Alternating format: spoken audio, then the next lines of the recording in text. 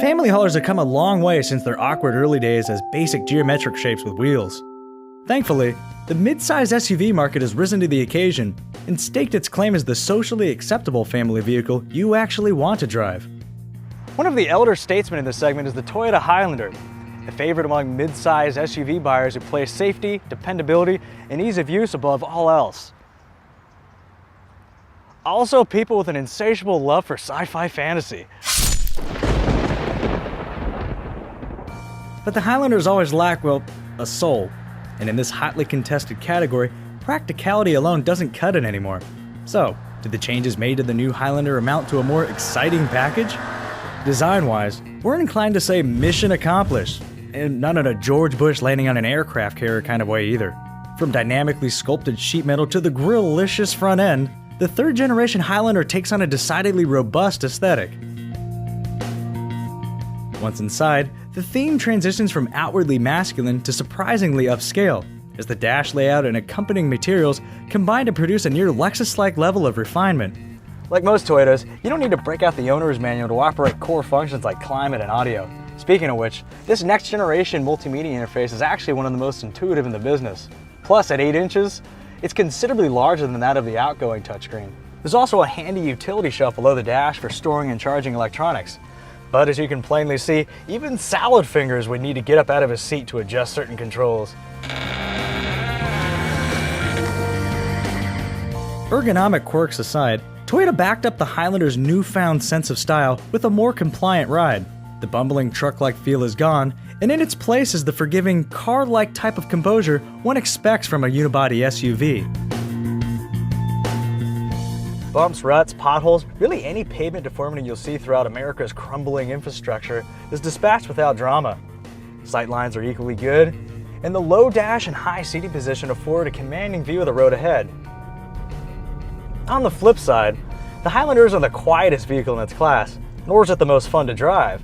But hey, let's face it, most mid-sized SUV shoppers would gladly sacrifice handling performance for comfort. Then again, the Highlander can run with the best of them when it comes to straight-line performance. That is to say, if you disregard the base model's standard 185 horsepower 4-cylinder engine. The rest of the Highlander lineup uses a 270 horsepower 3.5-liter V6 mated to a 6-speed transmission. Base LE models employ a 6-speed automatic as well, while the Highlander Hybrid directs 280 net system horsepower through a continuously variable transmission. Highlander hybrids also include on-demand all-wheel drive as standard, with V6 models offering full-time all-wheel drive as an option. Because the Highlander tips the scales at more than 2 tons, 4-cylinder and V6 fuel economy is nearly identical, and, as you may have guessed, the Highlander Hybrid carries the MPG torch by virtue of its 28 city, 28 highway rating. On the versatility side of the ledger, the latest Highlander boasts seating for 8, matching the people-schlepping potential of the Chevrolet Traverse and Honda Pilot. Range-topping limited models soldier on with a 7-passenger cabin, ditching the 60-40 split second row in favor of captain's chairs divided by a collapsible center tray. The second row of the Highlander is actually a really nice place to be. But as I move to the third row, the dynamic changes completely. Oh, God, I can't even fit. But if you're in need of a with seats that slide and recline, sunshades, climate control, and armrest, the second row of the Highlander is a nice place to be. But as I move to the third row, the dynamic changes completely.